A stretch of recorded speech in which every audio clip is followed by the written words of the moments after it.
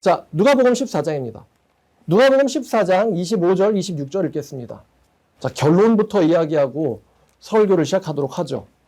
누가복음 14장 25, 26. 자, 수많은 무리가 함께 갈새 예수께서 돌이키사 이르시되 무릇 내게 오는 자가 자기 부모와 처자와 형제와 자매와 더욱이 자기 목숨까지 미워하지 아니하면 능히 내 제자가 되지 못하고 결코입니다. 결코 내 제자가 되지 못하고. 자, 33절 이와 같이 너희 중에 누구든지 자기의 모든 소유를 버리지 아니하면 능히 내 제자가 되지 못하리라. 자, 35절 이런 자들은 땅에도 걸음에도 쓸데없어 내버리느니라. 들을 귀가 있는 자는 들을지어다 하시니라. 여러분, 어떤 사람들이 천국 가는지 아시나요? 지금 이 말씀에 답이 있죠. 어떤 사람들이 천국 가는지 아시나요? 여기 제자가 되지 못하고 라는 말은요, 천국 가지 못하고입니다. 그럼 어떤 사람이 제자가 될 수 있느냐? 내게 오는 자가 자기 부모와 엄마 아빠와 처자와 아내와 남편과 자식과 형제들과 자매들과 심지어 더욱이 자기의 무엇까지 목숨까지 미워하지 아니하면 결코 내 제자 천국에 들어갈 수 없다. 내 목숨까지 포함되니까 33절에 자기의 모든 소유를 버리지 않으면 능히 내 제자가 될 수 없다. 이 말씀 감당할 수 있는 사람만 감당해라. 들을 귀가 있는 자거든 들을지어다. 그렇지 못한 사람들은 쓸데가 없어서 하나님이 뭐 하신대요? 바깥에다가 내버린다. 여러분, 내버린다는 표현이 천국 간다는 표현과 어울리나요? 안 어울리죠. 천국 들어간다는 표현과 내버린다라는 표현은 어울리지 않습니다. 그러니까 제자가 못 되는 건 어디 못 들어가는 거예요? 천국 못 들어가는 거고 어디 던져지는 거예요? 지옥 던져지는 겁니다. 그럼 이제 어떤 사람들이 이럴 수 있겠죠? 이게 무슨 뭘 지켜가지고 내가 뭔가를 희생하고 헌신해서 구원을 얻는 율법주의 행위구원일까요? 아닙니다. 이 말씀은 천국을 들어가는 사람들의 상태에 대한 말씀입니다. 천국은 믿음으로 갑니다. 그런데 여러분, 믿음이 생겨요, 안 생겨요? 잘 생겨요, 안 생겨요? 안 생깁니다.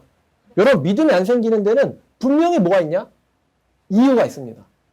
둘 중에 하나 아니겠어요? 하나님이 우리의 구원을 원치 않으시든가 아니면은 그 사람이 믿음을 가질 수 없는 어떤 상태를 갖고 있든가요. 사도 바울은 이를 질그릇이라고 하는데 질그릇에다가 똥을 담아놓고는 하나님이 뻔히 거기에 똥이 담겨 있는데 거기다가 밥을 주시겠어요? 여러분, 개밥그릇에다 여러분 밥 담습니까? 안 담죠? 근데 그릇에 뻔히 똥이 담겨 있는데 바울 말을 빌리면 배설물이 담겨있는데 여기다가 내 식사를 주소서. 그러면 아버지 하나님이 의롭고 선하신데 식사를 주시겠어요? 아무리 사랑해도 못 줍니다.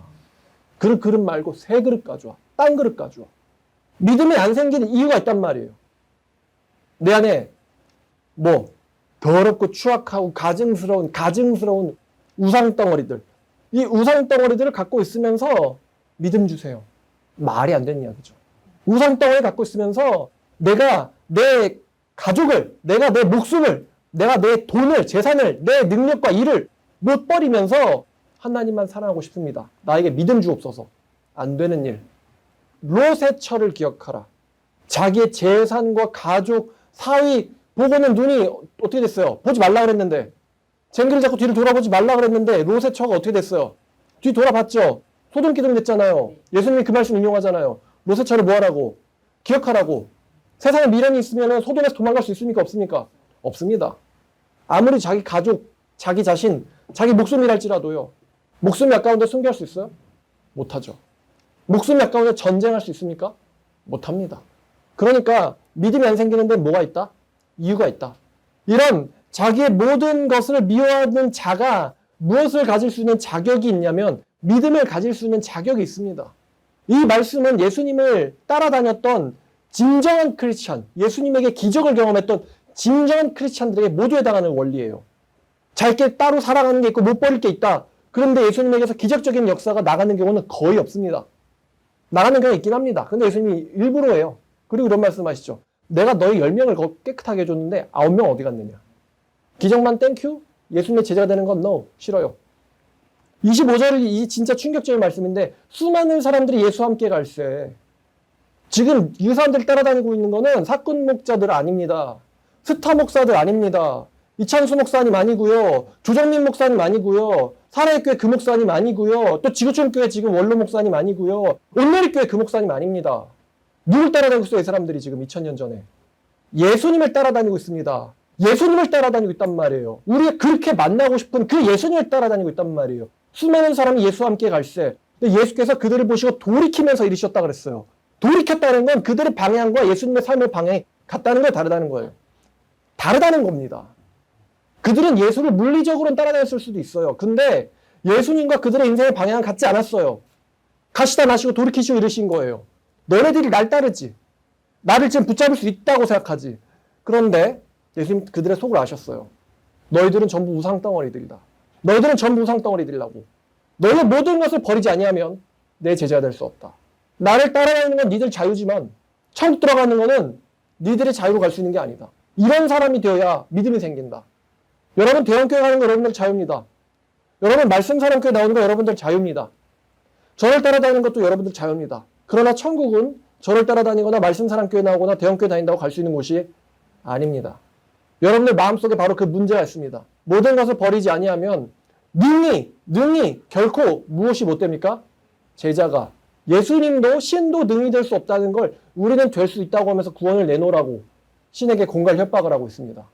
신도 안 된다 그랬어요. 능히 결코 절대로 내 제자가 될 수 있다 없다. 없다. 여러분 이 말씀을 과연 대형교회 사람들이 이거를 받아들일 수 있을까요? 제가 지금 설명한 걸? 절대 못 받아들입니다. 왜? 이 말씀 누가복음 14장 26절 이 말씀대로 대형교회 다니는 사람들은 될 수가 없습니다. 왜냐? 목사부터 못 지키는데 신도가 어떻게 지킵니까? 목사부터 못 지키는데 신도가 어떻게 그걸 지켜요? 여러분 신도 신자의 신앙심이 목사를 뛰어넘을 수 있나요? 못 뛰어넘습니다. 제자가요 선생같이 되면 충분하다고 예수님이 말씀했어요. 그런데 선생도 신앙심이 없는데 무슨 제자가 신앙심이 있겠습니까? 다 가짜들이지. 여러분 누가복음 폈으니 9장 26절 보시죠. 여러분 이 말씀 잘 기억해 두세요. 이 말씀도 천국 가는 거랑 관련이 있는 말씀입니다. 천국 가는 상태랑 관련이 있는 말씀입니다. 누가복음 9장 26절 누구든지 나와 내 말을 부끄러워하면 인자도 자기와 아버지의 거룩한 천사들의 영광을 올 때 그 사람을 부끄러워하리라. 누구든지 나와 내 말을 부끄러워하면 내 말을 부끄러워하면 내가 아버지 앞에서 그 사람을 부끄러워하리라. 너희가 내 말을 부끄러워하면 하나님 아버지 앞에서 너희도 나 예수에 의하여 부인당할 것이다. 너희가 내 말을 부끄러워하면 나 예수에 의하여 내가 너희를 아버지 앞에서 부끄러워할 것이다. 여러분 아버지 앞에서 야 쪽팔려 뒤로 가. 너가 내 제자라고 쪽팔려 뒤로 꺼질래? 이런 사람 천국 가는 사람이겠어요? 아니죠. 여러분 사람들이 대형교회 다니는 이유가 예수님의 제자가 되고 싶어서일까요? 절대 아닙니다. 근데 대형교회 다니는 사람들한테 제가 좋은 권고의 말씀을 드리겠습니다. 어차피 당신들은 예수의 제자로 못 삽니다. 그러니까 예수의 제자가 되려는 되지도 않는 노력 따위는 그냥 포기하시고 세상 나가서 지옥 가는 삶을 그냥 사시는 게 여러분들 마음에도 편할 겁니다. 왜 천국도 어차피 못 갈 건데 왜 예수의 제자도 될 마음도 없고 되려는 노력도 안 하면서 왜 그 부담스러운 그 길에 왜 서 있어요? 그냥 세상 가서 편하게 살다 지옥 가요. 답답하게 살지 마시고. 여러분 솔직히요. 대형교회 왜 가는지 아시죠? 청년들은 커뮤니티 친목질 하려고 가죠. 그리고 미혼 남녀들은 예배당 아니고 연애당이라서 갑니다. 그리고 미혼 남녀들 또 이제 이번엔 돌싱, 이혼녀들, 이혼남들 얘네들 매칭 파티 하려고 대형교회 다닙니다. 그러니까 대형교회가 뭐냐? 결정사, 결혼정보회사예요. 신자들끼리 물어가지고 쟤는 육각형이냐 오각형이냐 이 짓거리 하려고 대형교회 가는 거예요. 저한테 어떤 분당 우리 교회 다니는 순장이 저한테 한 1, 2년 배운 적 있어요, 말씀을. 그래서 제가 걔한테 물어봤어요. 야, 청년들이 대형교회 왜 나오는 거 같냐? 그랬더니 솔직히 말하면은 커뮤니티죠. 이렇게 얘기하는 거예요.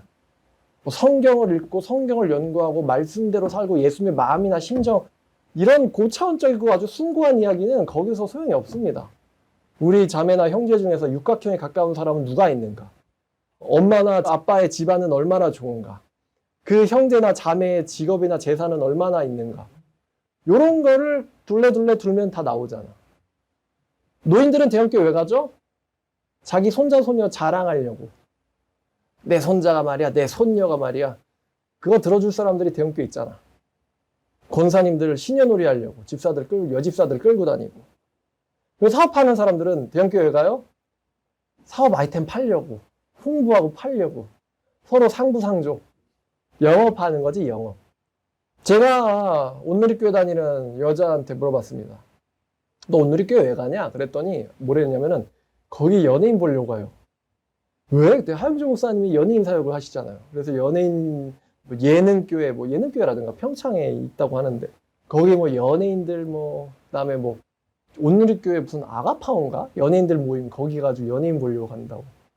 내가 그렇게 얘기를 하니까 너무 당당하게 내가 어이가 없어가지고 욕하기도 그렇고 당당하게 얘기하니까 연예인 보려고 가요.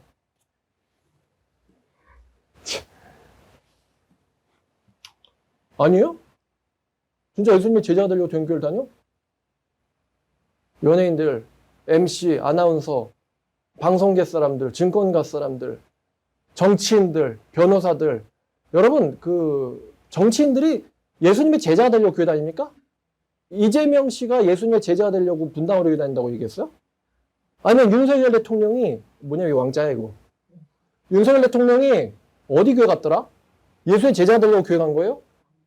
똑같아. 대형교회 다니는 사람들 수준이 똑같은 사람들끼리 똑같이 모여있는 거야, 거기에. 진짜입니다, 여러분. 자, 여러분 제가 수년, 혹은 수십 년, 혹은 지금까지도 완벽히 풀지 못하는 신앙의 방정식이 있습니다. 자, 아까 누가복음 9장 26절에서 내 말을 부끄러워하면, 예수님께서 하신 말씀이죠. 예수님은 내 말을 부끄러워하면 어디 갈 거라고 말씀하셨어요? 지옥 갈 거라고 말씀하셨어요. 자, 로마서 1장 16절 보겠습니다. 어느 말씀 보려고 하는지 아시겠죠? 로마서 1장 16절입니다. 내가 복음을 부끄러워하지 아니하노니 이 복음은 모든 믿는 자의 구원을 주신 하나님의 능력이 됨이라.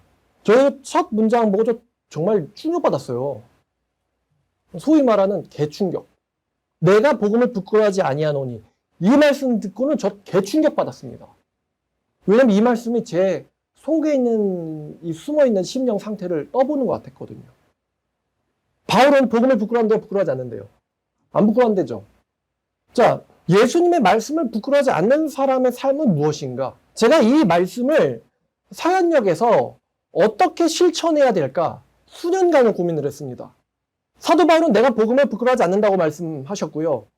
내가 복음을 부끄러워하지 않는다는 이 삶을 어떻게 해야지 자유민주주의 대한민국에서 내 인생 평생 동안 실천을 할 수 있을까? 뭔가 답을 알 듯 말 듯 하면서도 어떻게 살아야 되는 거지? 예수님이 내 말 부끄러워하지 말라 그랬고 바울은 예수님 말씀, 하나님 말씀 부끄러워하지 않는다고 했어요. 난 이거를 현실에서 내 인생에서 어떻게 실천을 하지? 여러분 방정식 아세요?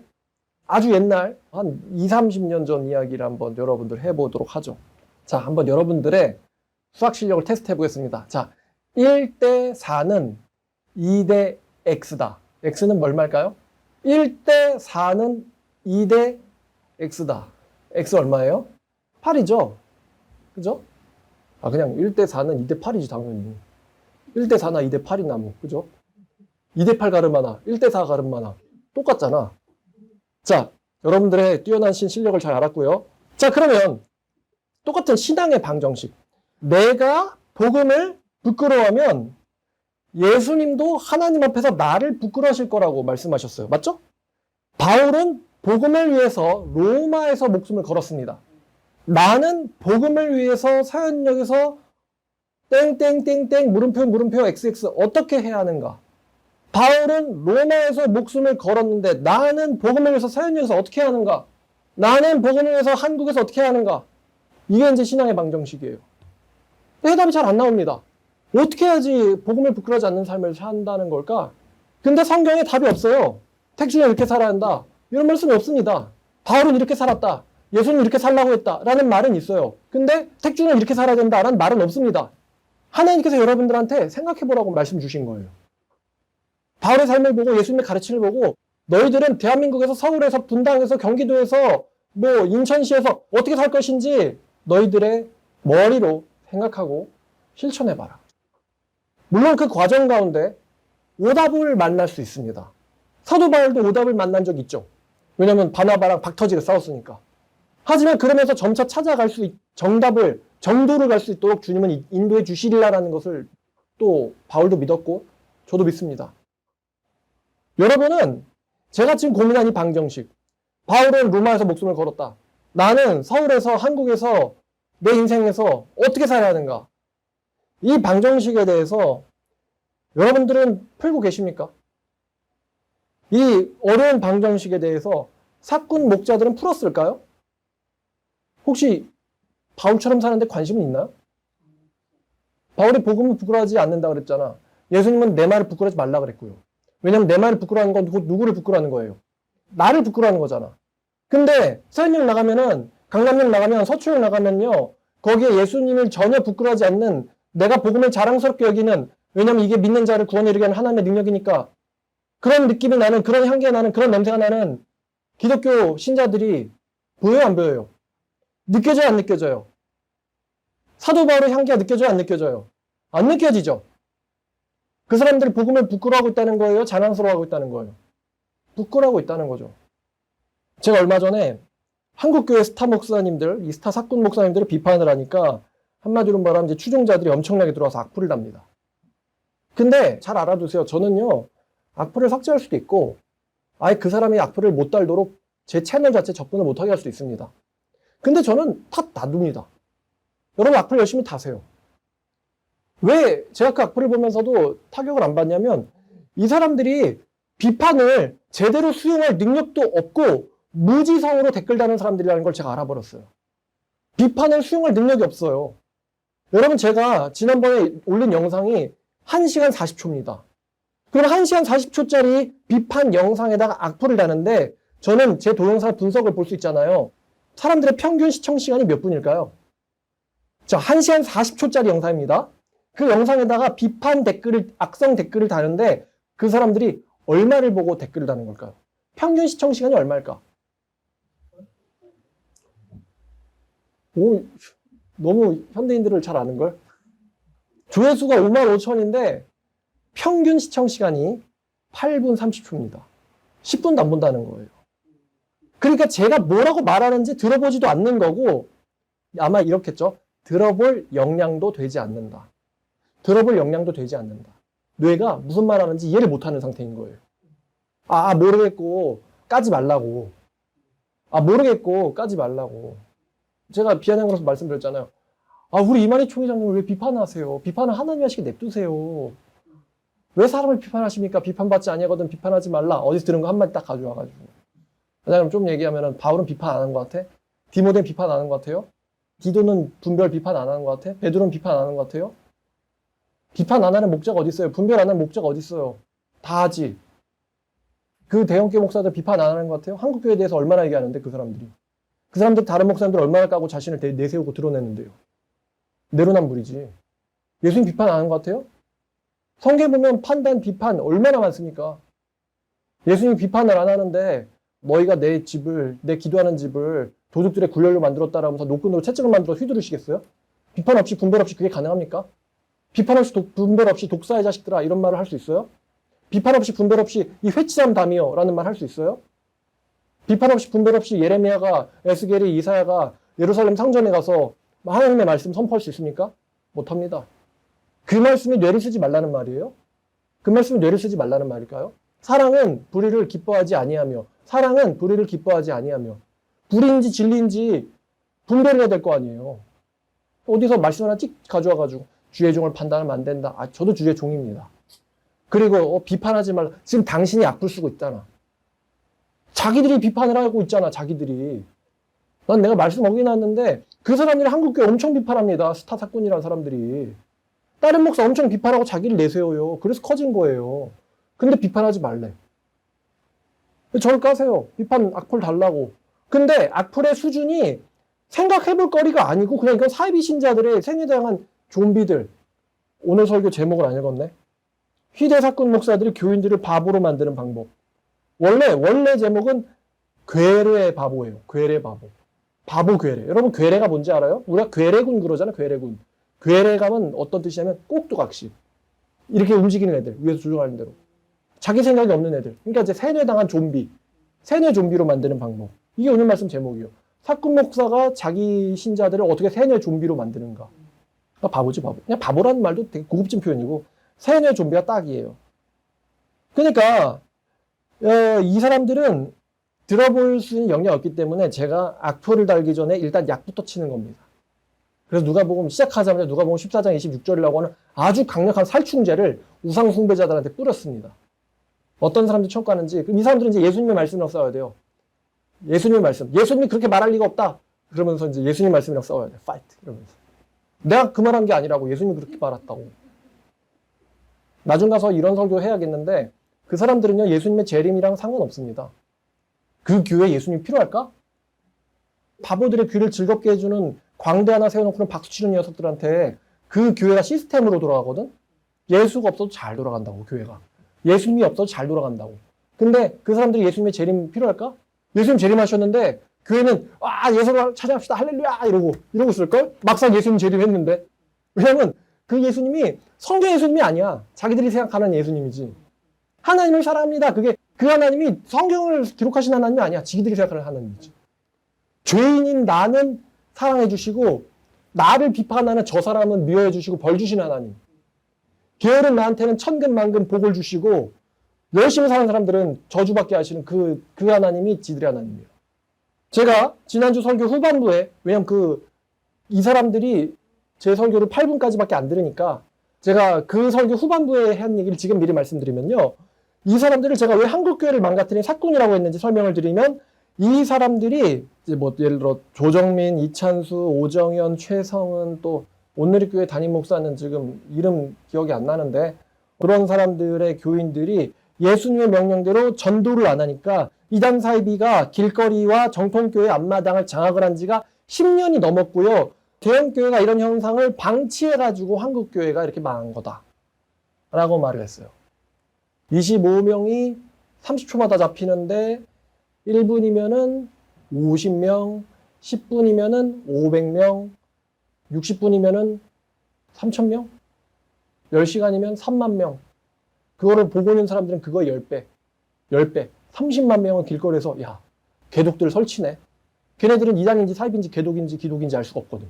개독들 설치네. 역시 종교가 문제야. 교회를 없애버려야 돼. 이게 불신자들의 사상에 딱 깔려있어요. 개독은 걸러야 된다. 개독을 없애야 돼. 개독 박멸. 걔는 사입인지 기독인지 개독인지를 분별할 수 있는 능력이 없으니까. 근데 그거를 대형교회가 뭐 했다고? 10년 동안 방치했다고. 그러니까 전도의 시장이 살았어요, 죽었어요? 싹 죽었어. 어떻게 뭐 접목하고 자르고 살릴 수, 그게 없어. 싹 죽었어, 그냥. 다 죽었어. 그거나 전도 못한다고. 그래서 개척교회 목사 하지 말라고. 신학생들 절대 개척하지 말라고. 남이 차려놓은 거에 가서 그냥 숟가락에 넣지 개척하지 말라고. 왜냐면 당신들은 바깥에 있는 현실을 못 버틴다. 당신들의 근성과 자존감으로는 바깥에 나가서 전도자로서 버틸 수가 없어요. 못 버팁니다. 그 사람들의, 불신자들의 칼날 들어있는 비난을 견뎌내지 못합니다. 그러니까 개척 따위 하지 말고 남이 차려놓은 거 퍼다 먹으라고. 이렇게 얘기했습니다. 기억나시죠? 제가 어제요, 토요일이죠, 31도인지 2도인지 진짜 더워 죽는 줄 알았어요. 요즘 날씨 미친 것 같아. 5시 반이 지나가지고 해가 떨어졌으면 좀 시원해져야 되잖아. 근데 7시가 넘어서 7시 반을 가리킨데도 너무 더워요. 너무 더워. 7시가 넘었는데 너무 더워. 금요일인데, 저녁인데. 그래서 여러분, 너무 더울 때 말 걸면, 누가 여러분한테 말 걸면 기분 좋을까요? 짜증날까요? 이게 전도가 날씨 영향을 안 받을 수가 없거든요. 근데 7시간 넘어도 너무 더워. 막 땀띠 나는 것 같아요. 근데도 전 나갔어요. 아직 안 죽었잖아. 아마 우리나라도 낮 기온 45도, 50도 못 나갈걸? 그죠? 때가 낮으니 나가야지. 아직은 밤이 아니니까. 자, 서현역에는 우리 교회 청년 하나를 보내고요. 강남역에는 제가 나갔어요. 혹시나 이 사람들이 성경도 모르고 전도도 안 한다고 제가 비판을 했다고, 혹시나 성경을 들고는 전도하는 분당 우리 교회 교인이나 아니면 뭐 강남역에 뭐 베이직 교회 교인, 조정님 왜 비판하냐? 전도 안 하니까 비판하는 거야. 베이직 교회 교인이 혹시나 성경 들고 전도하는 사람이 강남역에 나올까봐, 혹시나 제 말 듣고는 그때부터라도 허겁지겁 전도하기 시작하면 어떡하지? 성경 들고 전도로 나올까봐 제가 그게 되게 무서웠거든요. 저 이찬수 목사님처럼 여자가 무서운 게 아니고 그 사람들이 전도로 나올까봐 무서워요. 왜냐면 이 사람들이 제 설교를 듣고는 성경을 들고 길거리로 전도한다고 나와버리면 제가 그 사람들을 비판할 수가 없잖아. 근데 매우 다행히도 나온 사람 한 명도 없었어요. 어저께 강남역에 전도하러 나온 사람 4명. 근데 걔네들은 제가 비판하기 전부터 원래 있던 사람들이에요.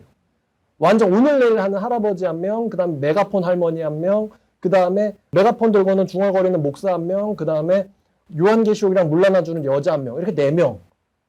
근데 이 사람들은 원래부터 있던 사람들이고 어쨌든 제가 설교했다고 나온 사람들은 아닙니다. 그리고 서현역에는요, 1명도 없었어요.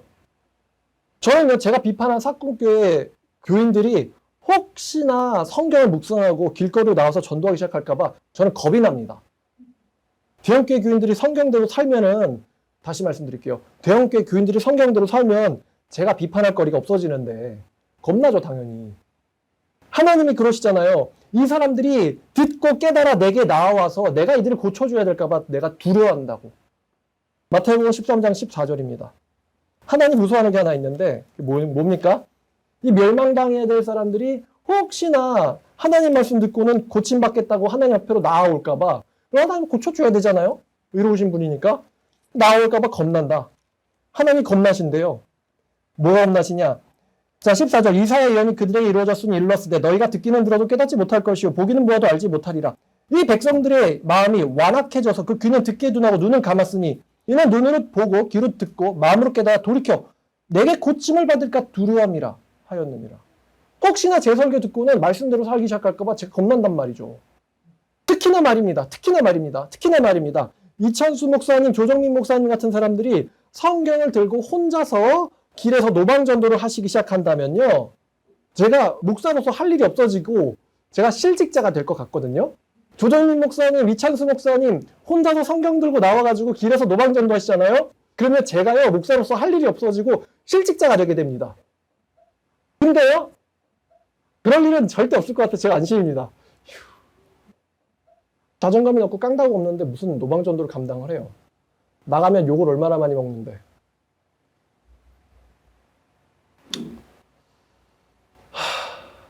그러니까 목사가요, 제가 좀 솔직한 얘기 좀 할게요. 여러분, 누가 새 신자가 오면 제가 얼굴을 남자든 여자든 좀 보거든요. 그 이유가, 남자 얼굴 제가 봐서 뭐 하겠어요. 게이도 아닌데. 근데 제가 길에서 노방전도를 2007년 9월부터 지금까지 15년 넘게 했잖아요. 18년? 근데 이제 제가 그래서 노방전도를 잘 알 거 아닙니까? 솔직히 말하면 너무 힘들어요. 타임머신 있다면은 평양대붕 1907년이라든가 1970년대 그때로 가서 그 시대에서 살고 싶을 정도로 21세기 지금 2020년대 전도는 너무 힘듭니다. 근데 과연 이 자매는, 이 형제는 이 힘듦을 감당할 수, 이길 수, 극복할 수 있을까? 솔직히 불신자들이요, 이렇게 욕을 해요. 들리게. 찐따같이 생긴 게. 요즘 애들 잘 쓰는 욕이 있잖아요. 액같이 생긴 게. 찌질한 게. 길에 나와가지고 개독이. 이런 뒤에서 욕이 딱 들립니다. 아니, 저는 솔직히 뭐같이 생긴 게라는 말을 한 번도 안 들어봤어요. 제가 키가 185쯤 되는 것도 하나님이 제가 믿음이 없고 약하니까 혹시 은사로 주신 거 아닌가. 대부분의 한국인들은 저보다 훨씬 작습니다. 그러니까 한국 남자들이 저한테 와가지고 이렇게 말을 못합니다. 이런 윽같이 생긴 게 이렇게 말을 저한테 못합니다. 근데 만약에 제가요, 그런 욕 듣고서도 전도할 수 있을까? 좀 물음표예요. 왜냐면 난 그런 사람이 돼본 적이 없으니까. 과연 이거를 그 사람이 감당할 수 있을까? 그러니까 여러분, 키 크고 잘생긴 사람이 전도하는 거랑 키 작고 못생긴 사람이 전도하는 거랑요, 둘 다 전도를 끝까지 한다고 할 때 누구의 믿음이 더 강하고 단단할까요? 그치? 그 사람이 더 믿음이 좋아요. 저는 꽤 많이 데미지를 덜 받습니다. 감당할 수 있을까? 근데 제가 여태까지 감당해내는 사람을 못 봤어요. 그런 사람들 중에서. 솔직하게 말씀드린 겁니다. 진짜 욕 많이 합니다, 요즘 애들. 진짜 뒤에 들리게 욕합니다. 그러니까 저한테 외모로 깔 게 없으니까 비아냥거리고 비웃어요. 근데 외모로 깔 게 있으면 분명히 외모로 깔 겁니다. 스타일로 깔 거 있으면 스타일로 깔 겁니다. 왜 전도자들이 옷을 깔끔하게 입어야 되냐? 까여요. 찐따같이 생겼다고. 여러분, 길에 전도할 때 딱 보면요, 그 대진성주회라고 하는 아주 찌질하게 생긴 사람들이 나와가지고 사람 붙잡거든요. 여러분, 솔직히 말하면은 몰몬교도 좀 기분이 좀 쎄하긴 한데, 몰몬교회들이 왜 정장 입고 나오겠어요? 정장 입고 나오잖아, 아무리 더워도. 여호와의 증인이 길에서 전도할 때, 포기할 때 남자들은 정장, 여자들은 되게 좀 후루이 오래된 스타일이긴 한데 그래도 좀 챙겨 입고 나온 것 같잖아. 근데 만약에 후질근하게 입고 있는 사람이랑 세련되게 입고 있는 사람이 똑같이 말을 걸었을 때 만약에 진리를 갖고 있는데 후질근하게 입었다? 여러분 진리는 반드시 미움을 받습니다. 세상 속에서. 근데 그거를 감당하냐? 안 돼요. 제가요 신학생 하나 데리고 옛날에 강남역 갔거든요. 강남역 갔는데 걔가요 이거 당했어요. 진짜 처음 보는 사람이 말이 걸리니까 신학생한테 이래요 진짜. 그거 딱 한 번 나오고는 다시는 못 나오더라고요. 멘탈 다 터져가지고. 근데 조정민 목사님, 뭐 이찬수 목사님 할 수 있을까? 못하지. 이만희 씨도 못하고 장길자 씨도 못해요. 여러분 한국교회가 진짜 망했습니다. 진짜 망했어요. 확실히 망했습니다. 앞으로 확실히 망할 겁니다. 제가 그 증거를 보여드리죠. 자, 제가 올린 그 희대 사건 목사들 조회수가 55,000쯤이에요. 여러분 이 그래프 한번 봐보세요. 자, 이게 무슨 의미예요? 한국교회 망했다는 의미예요, 이게. 저 이 그래프 보고는 충격과 공포와 소름이 느껴졌어요. 여러분, 자, 봐요. 자, 17세까지 교회한 사람을 나이를 이렇게 그래프로 본 거예요. 자, 17세까지 눌러요, 안 눌러요? 0.0%. 안 누릅니다.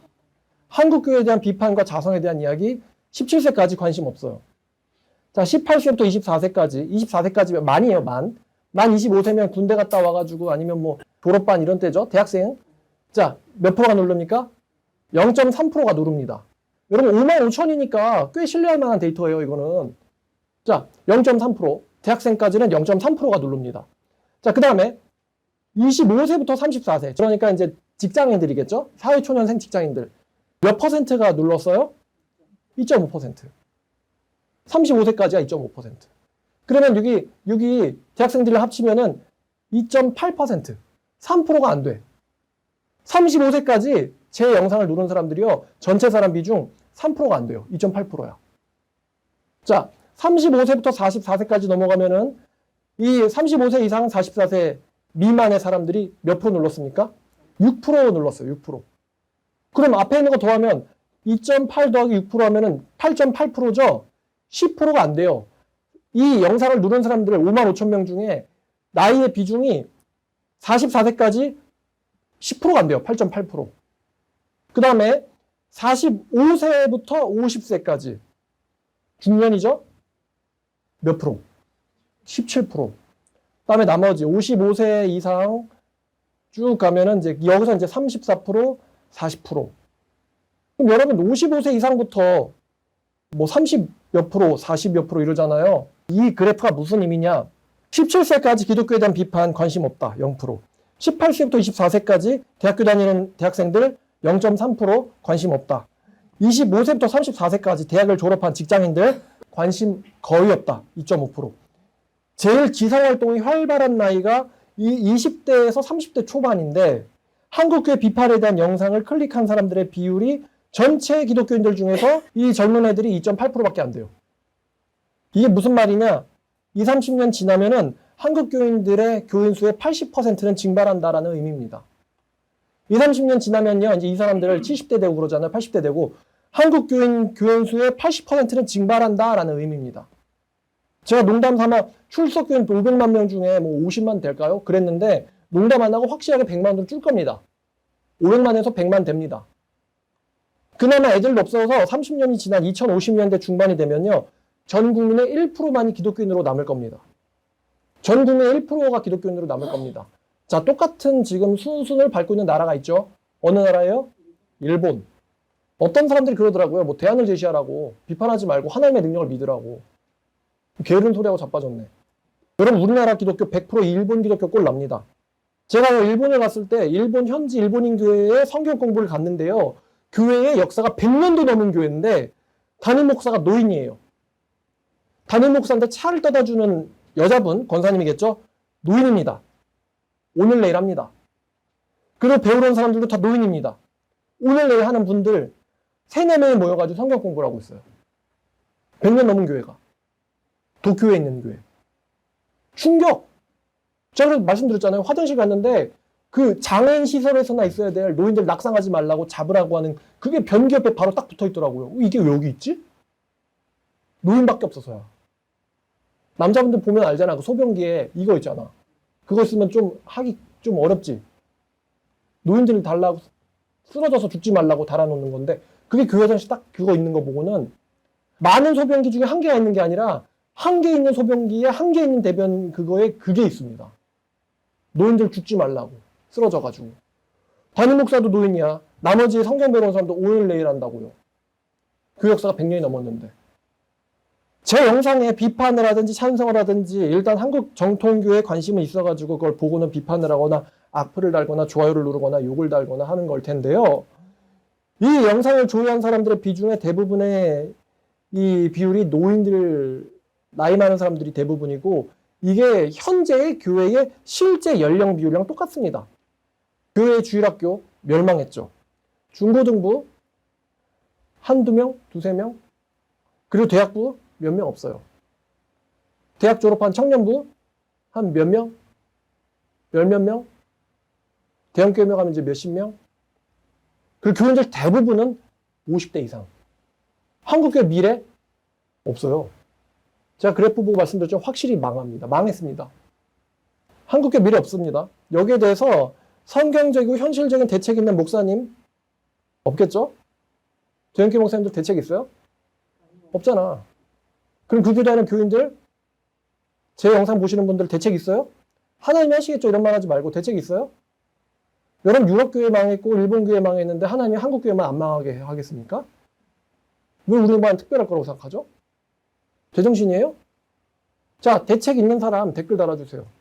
대책 있는 사람 댓글 달아달라고요. 반영을 하게. 어떻게 해야지 30년 뒤면 끝장나는 이 한국교회를 살릴까? 대책 있는 사람 댓글 달아달라고요. 왜 한국교회가 쫄딱 망했을까? 요한계시록적 화법을 쓰고 있는데 왜 쫄딱 망했을까? 여기에 대해서 제가 이제 오래전부터 제기되어 온 원인이 있습니다. 오래전부터 제기되어 온 원인. 제가 신학교에서 배운 건데요. 책에서 이런 글을 봤어요. 개신교는 체계 종교다. 개신교는 체계 종교다. 다시 말하면 개신교는 성경의 종교라는 것입니다. 신학이란, 신학교 들어가면 신학의 정의부터 배우거든요. 신학이란 성경에 대한 학문입니다.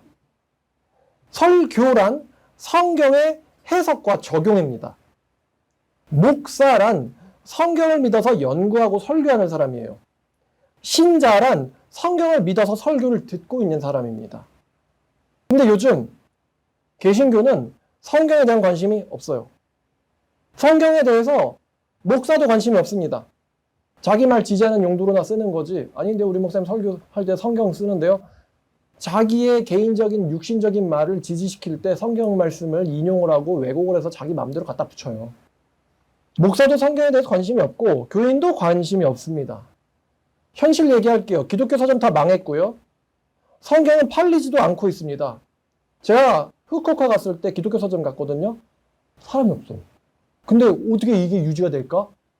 지금 가면 아마 없을 것 같아요. 지금 개역개정 성경이 나온 지가 30년이 거의 다 됐거든요. 근데 성경 보는 사람이 거의 없기 때문에 이게 개정이 될 수 있을까? 개정시키려면 교수들 연구비 줘야 될 거 아니야. 수십 명의 교수들. 일본어 성경 볼 때 참 힘들어요. 너무 버전이 옛날 거야. 개정을 해야 되는데 개정할 여력이 없어. 왜냐면 교인들이 없거든. 성경 수요가 없으니까. 릴리즈 재출시가 되려면은 거기에 대한 관심들이 있어야 되는데요. 제가 분당의 생명의 말씀사를 옛날에 갔었는데 가면 언제나 저 혼자예요. 그 직원과 저 혼자. 그래서 제가 이거 망하겠는데? 이렇게 넓은 곳에 기독교 책을 쌓아놓고 있는데 사람이 없어요. 이거 망하겠는데? 했는데 진짜 망했어요. 그 고속터미널인가 남부터미널인가에도 생명의 말씀사 하나 있었는데 망했어요. 기독교는 체계 종교인데 기독교인들이 책에 관심이 없어요. 안국 없는 찐빵인 거고 햄이 없는 햄버거인 거죠. 예수님의 가르침, 하나님의 말씀, 이 말씀이란 단어를 개나 소나 쓰니까 이 말씀이라 그러면 이걸 목사님 말씀, 설교 말씀을 말씀이라고 하는데 말씀, 제가 말하는 말씀은 하나님의 말씀입니다. 이거. 하나님의 말씀, 즉 성경, 예수님의 가르침, 즉 성경, 사도들의 가르침, 즉 성경, 선지자들의 외침, 즉 성경. 우리가 교회에 하나님의 말씀을 배우려고 왔는데 막상 교회를 다녀도 하나님의 말씀이 없으니까 현명한 사람들은 교회가 사기인 줄 알고 미리 나갑니다. 교회가 종교 사기구나. 종교 사기구나. 똑똑한 사람들은 벌써 교회를 다 떠났어요.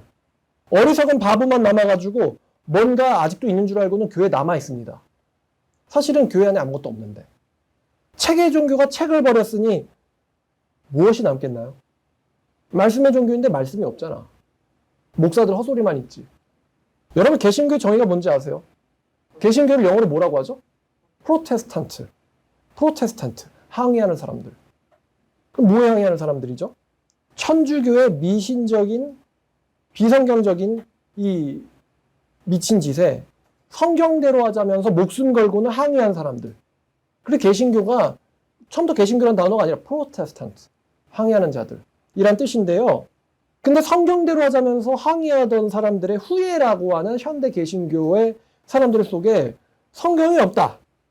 이거야말로 웃음거리고 넌센스입니다. 솔직히 천주교랑 개신교랑요, 한국에서 뭐가 달라요? 성경대로 하자고 항의를 해서 나오는 게 개신교인데 개신교인들이 성경에 관심이 없잖아. 그럼 개신교인이 되는 메리트, 특별한 유니크함이 없잖아요. 독창성이 없잖아요. 그게 상실된 거야. 천주교의 사제주의, 기독교 목사주의. 천주교, 목사교 똑같아요.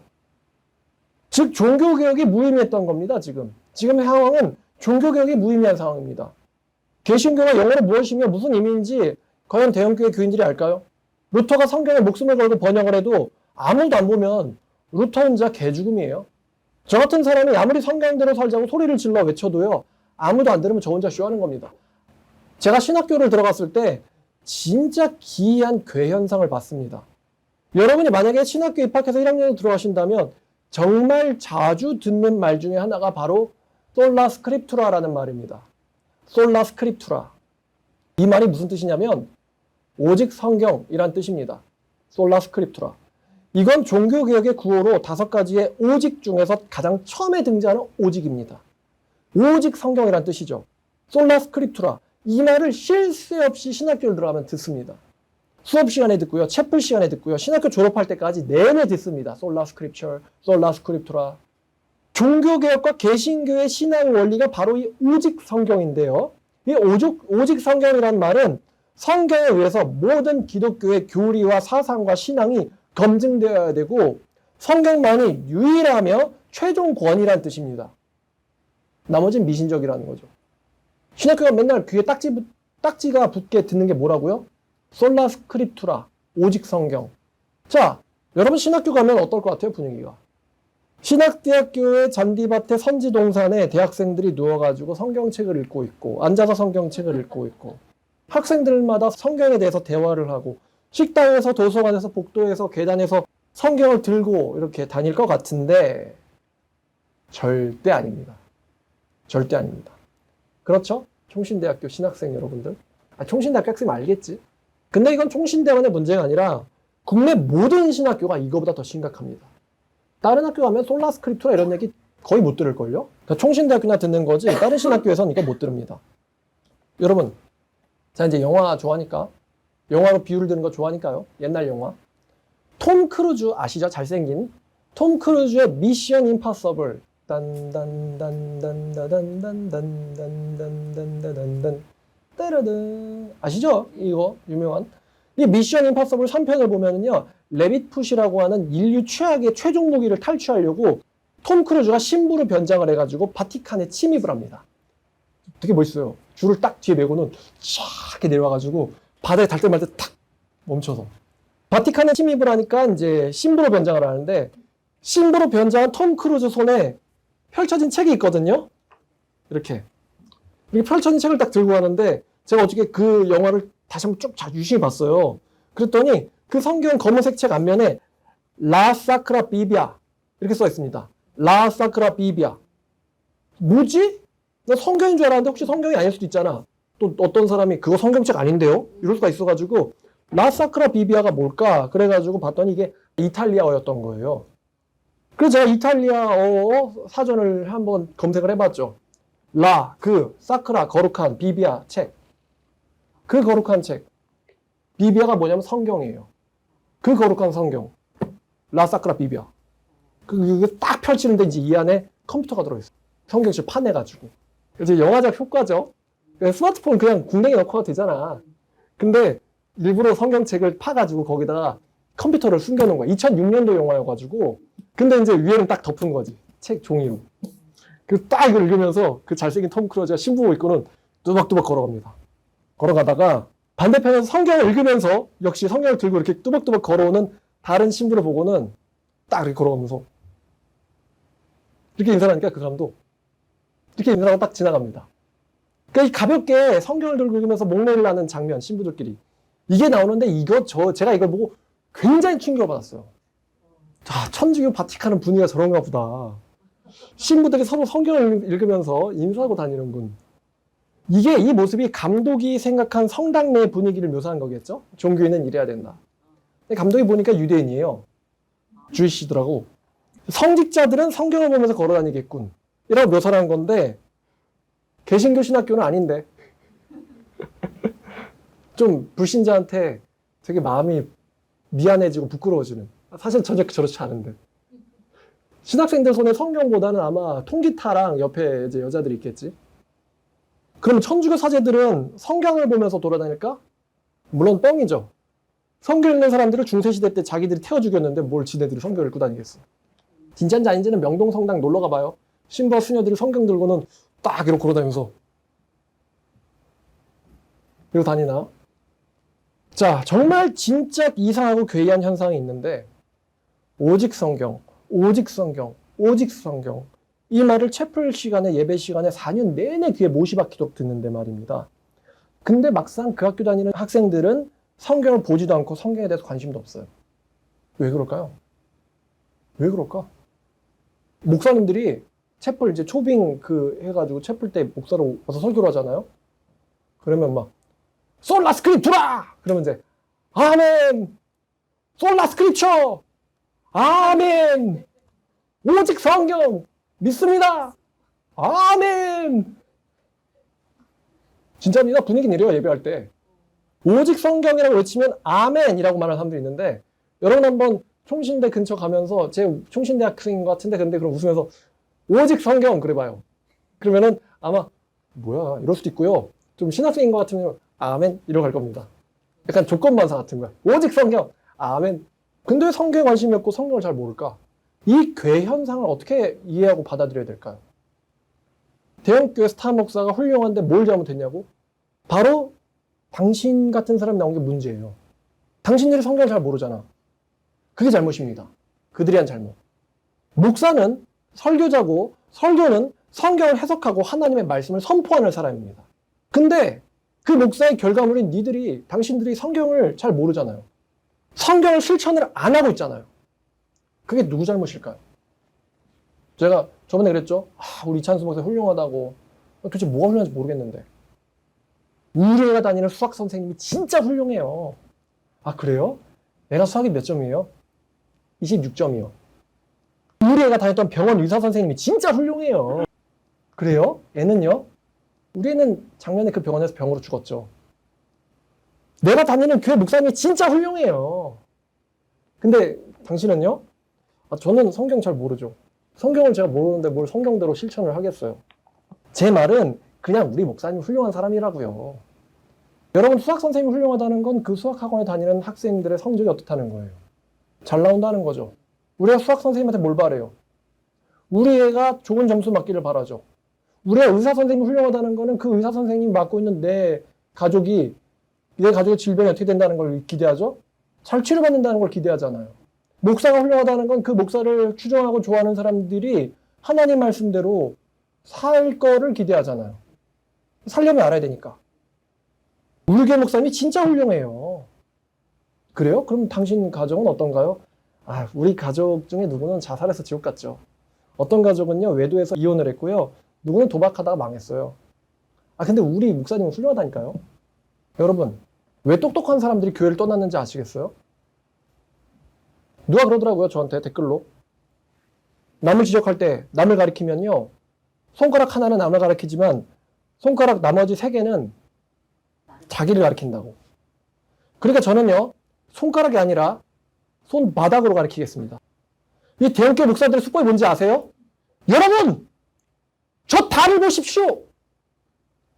현명한 사람들은 저 달을 봅니다.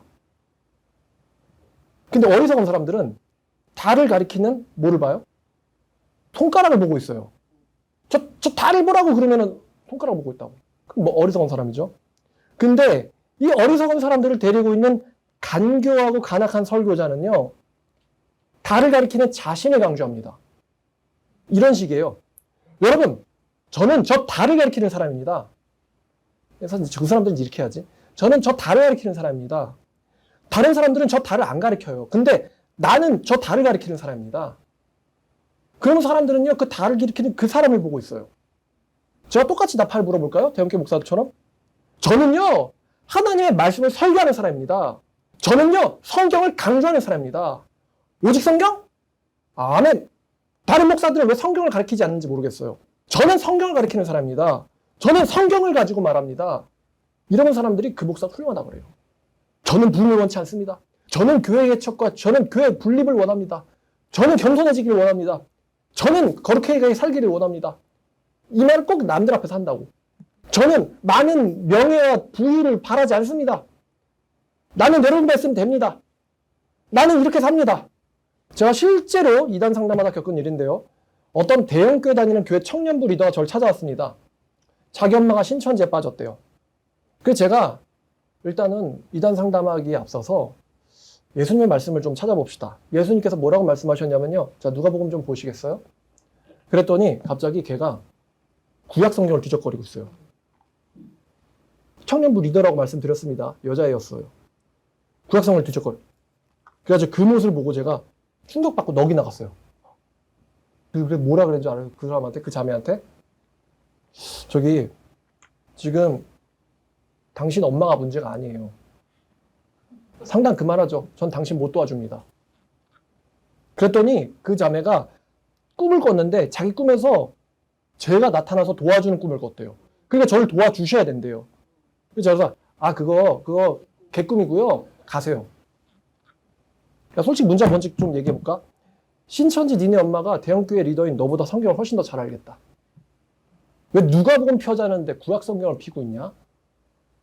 마태, 마가, 누가, 요한, 복음 이거 신약 성경 맨 앞에 있다는 거는 정말 교회 한 2번만 나가도 이게 이렇게 한 번만 봐도 마망룩이 뭐야? 이게 빨간색이고 이게 검은색이지? 이것만 한번 생각해봐도 아는 거 아니에요? 근데 누가복음을 보자는데 구약을 이러면서 왜 없지? 이러다가 차례를 보는 거예요. 청년부 리더라는 애가. 대형교회 리더라는 애가. 여러분 신천지가 대형교회 교인들을 얼마나 어떻게 생각할까요? 제가 신천지 강사랑 정말 논쟁을 많이 해봤거든요. 복음방 강사 또 센터 강사랑 논쟁을 해봤으니까요. 제가 실력 비교를 해줄 수가 있겠죠. 제가 과장 안 하고 솔직하게 말씀드릴게요. 제 실력이 제가 뭐 잘 안다는 거 아닙니다. 그냥 이거 상대적인 거니까 그냥 이해해 주세요. 제 실력이 1000이라고 하면은 강사들 실력은 한 3, 400 정도 됩니다. 제 절반에 조금 못 미칩니다. 그러면 정통교회 교인 실력은 얼마 정도 되는지 아세요? 한 10에서 50 정도 합니다. 그러니까 정통교인들이 신천지 강사 상대할 수 있어요? 못합니다. 목사들의 성경 실력은 어느 정도 할까요? 한 50에서 100 정도 할까요? 그러니까 정통교인들이요, 신천지한테 그냥 밥이에요. 예수님께서 비유로 뭘 말씀하셨죠? 그러면 정통교인들은 이성의 안드로메다로 날아가 버리죠. 왜 신천지에서 기성교회 교회는 얼마나 우습게 보냐? 교회는 대놓고 침투해가지고 추수꾼하고 산옮기게 하고 교회는 그거 들어오지 못하고 신천지 추수꾼의 출입을 금지합니다. 목사랑 논쟁하자고 하면 목사는 목양실문 걸어 잠궈요. 왜냐면은 교회에 성경의 농도가 없다시피 하니까. 신천지 교인이 와가지고 정통교회 바벨론교회 와가지고 말씀 없다고 하는데 와가지고 이럴 수가 말씀이 이렇게 있다니 이러면서 놀래가지고 자기가 나가든가 아니면 개종당하든가 하는 게 아니라 애당초 걔네들이 어느 교회 출신이야? 기성교회 말씀 없는 기성교회 대형교회 출신이잖아요. 그러니까 기성교회가 얼마나 허접한지 너무 잘 알죠? 강사가 어디 출신인데? 강사들이 기성교회 출신이야. 신천지에서 중직 맞는 애들 다 무슨 교회 출신이에요? 다 원래 교회에서 청년 리더 하던 애들이에요. 목사 아들 하던 애들이야. 기성교회가 얼마나 허접한지를 너무 잘 안다고요, 걔네들이. 그러니까 걔네들이 기성교회 무서워하겠어? 전혀 무서워하죠. 다 자기 밥이지. 나도 정통교회 3, 40년 다녔어. 근데 신천지는 말씀이 달라. 진리의 성읍이야. 그리고 교인들은 도망가고 목사는 문 걸어 잠그고 현실이잖아 이게. 그러니까 대형교회 앞에서 대놓고 그냥 좌판 깐다고 말씀드렸잖아요. 이해가 되세요? 왜 이렇게 됐는지 한국교회가? 진짜 제가 이해하기 힘든데 목사들이 성경을 잘 몰라요. 신학생들이랑 많이 만나서 얘기를 해봤으니까. 사실 성경에 대한 이 책에 대한 열정이 없어요. 말씀을 깨닫고 읽고 충격받고 이런 게 없어요. 애당초 목회를 왜 하기 시작했는지가 이해가 안 됩니다. 그랬잖아요. 너 여기 왜 왔어? 아빠가 목사였어요. 솔직히 능력도 없고 뭐 세상 나가기도 싫고 뭐 BJ나 유튜버도 안 될 것 같고 그러니까 대충 이렇게 꿀 빨려고 왔구나. 그렇게 느껴진다니까. 여러분 성경을 읽다가 여러분이 내가 죄인이라는 거를 성경을 읽다가 충격받아 본 적 있으세요? 빌립보서 3장 18절 볼게요. 내가 여러 번 너에게 말할 거냐 이제도 눈물을 흘리며 말하노니 여러 사람들이 그리스도의 십자가의 원수로 행하느니라. 그들의 마침은 멸망이요 그들의 쉬는 배요 그들의 영광은 그들의 부끄러움에 들어있고 그들은 땅의 일을 생각하는지라. 여러분 이 말씀 읽으면서 그리스도의 십자가의 원수가 나라는 사실을 깨달아 본 적 있으신가요? 그들이 하나님을 자기의 배로 삼는다는 말을 절감해 보신 적 있으신가요? 그들의 마침이 멸망이라는 걸 뼈저리게 깨달아 보신 적 있으신가요? 땅의 일을 생각한다는 바울의 지적에 오열할 정도로 비틀대 본 적 있냐고요. 근데 그런 적이 없는데 어떻게 바울에 대해서 공감하죠? 어떻게 베드로를 공감하죠? 어떻게 하나님의 선지자에게 공감할 수가 있죠? 어떻게 하나님의 심정을 공감할 수가 있나요? 여기 앉아 계시는 말씀 사랑교회 여러분들은 잘 아실 겁니다. 제가 여러분들에게 관심과 존경을 바라지 않는다는 걸요. 제가 여러분들에게 관심과 존경을 바라지 않는다는 거. 제가 여러분들한테 아부를, 칭찬을 바라지 않는다는 걸 여러분들 너무 잘 아실 겁니다. 제가 여러분들에게 바라는 건 딱 하나. 여러분들이 성경을 잘 아는 거, 알게 되는 거, 그리고 여러분들이 성경을 실천하는 겁니다. 성경을 사랑하고 성경을 실천하는 거. 그래서 교회 이름 지을 때 뭘로 지었어요? 말씀 사랑교회. 말씀을 사랑하고 또 말씀에 대한 사랑이, 말씀에 대한 실천이 뭐예요? 율법은 뭘로 완성되죠? 사랑으로 완성되잖아요. 우리가 길거리에서 모르는 이웃을 어떻게 사랑할까요? 저 방황하고 있는 한국의 10대, 20대를 어떻게 사랑할까요? 걔네들한테 뭐 정부하는 것처럼 25만 원 지원금 주면 사랑하는 걸까요? 그들이 25만 원 주면 인생 해결됩니까? 전 국민의 90%가 정신병자라는데 40%는 1인 가구고 혼인율, 연애 절대 안 하고 절식 지금 다 국민들이 미쳐가고 있잖아요. 이대로 가면 나라 소멸 위기인데 그 사람들한테 25만 원 주면 그게 이웃사랑일까요?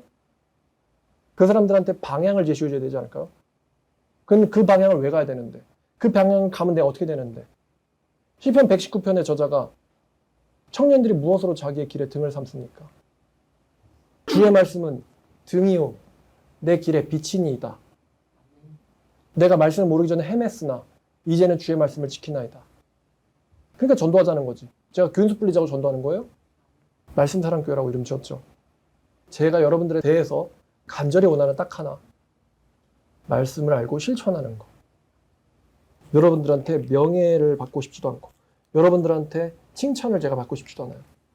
처음 왔을 때 오셨어요. 역시 오실 줄 알았어요. 기다렸습니다. 천국에서 하이파이브 하면서 수고했다고 안아주고 인사하는 거. 그러고 싶거든요, 제가.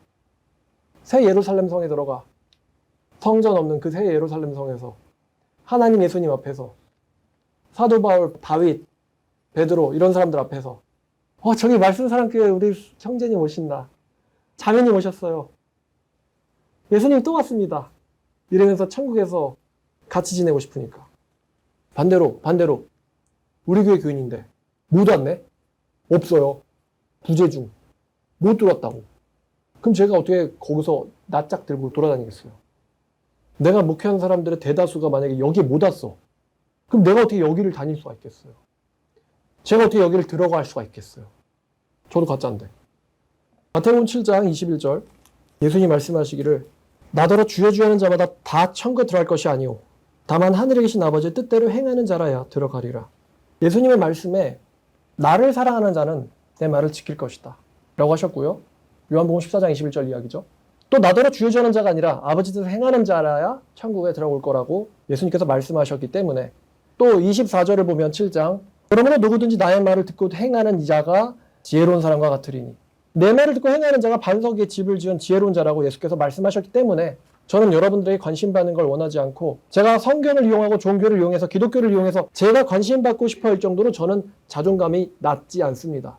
전 대형교회 만드는 것도 원치 않고 제가 돌봤던 사람들이 지옥 가는 건 더 싫습니다. 제가 원하는 건 저에게 설교를 들었던 사람들이 깨닫고 성경을 사랑해서 성경대로 하나님의 말씀대로 예수님의 말씀대로 실천해서 하나님께 인정받는 겁니다. 여러분 성경을 사랑하실 건가요? 성경을 실천하실 건가요? 아니면 목사교의 바보 좀비가 되어서 목사 찬양만 하다가 말씀 실천도 말씀도 전혀 모르다가 마태복음 7장 23절에 나와 있는 것처럼 내가 너를 도무지 알지 못하노라 라는 심판의 외면을 당하실 건가요? 선택은 여러분들에게 달려 있습니다. 시도 때도 없이 성경 읽으시고 자기 전에도 또 자다가 잠깐 깼을 때에도 누워서 스마트폰 보는 거 습관 되어 있잖아요. 재빨리 성경 앱을 켜세요. 성경 읽다가 잠들면 좋잖아요. 말씀대로 살게 해달라고 기도하세요. 살 수 있는 능력을 나에게 달라고, 내 인생을 성경으로 걸러달라고 기도하시고 몸부림치시는 저와 또 여러분들 되기를 주님의 이름으로 축원합니다. 기도하겠습니다. 하나님 아버지 감사합니다. 오늘 사건 목사들이 교인들을 바보 좀비로 만드는 방법에 대해서 안타까운 마음으로 말씀을 나눴습니다. 주님, 기독교가 정말로 망할 것이 거의 확실합니다. 원인도 알고 있습니다. 원인을 알고 있으니 대책도 세울 수가 있는데 문제는 사람들이 그 대책을 원하지 않습니다. 들을 귀 있는 자는 들을지어다 라고 말씀하셨습니다. 저희들은 듣게 해 주시옵소서. 저희들은 실천하게 해 주시옵소서. 저희들이 길거리에서, 직장에서, 집안에서 진리를 가지고 말씀으로 이웃을 사랑하고자 나갈 때 주님께서 저희와 함께 해 주시고 용기를 주셔서 어디에서도 주눅들지 않는 하나님의 종들을 되게 해 주시옵소서. 예수님의 이름으로 기도드렸습니다.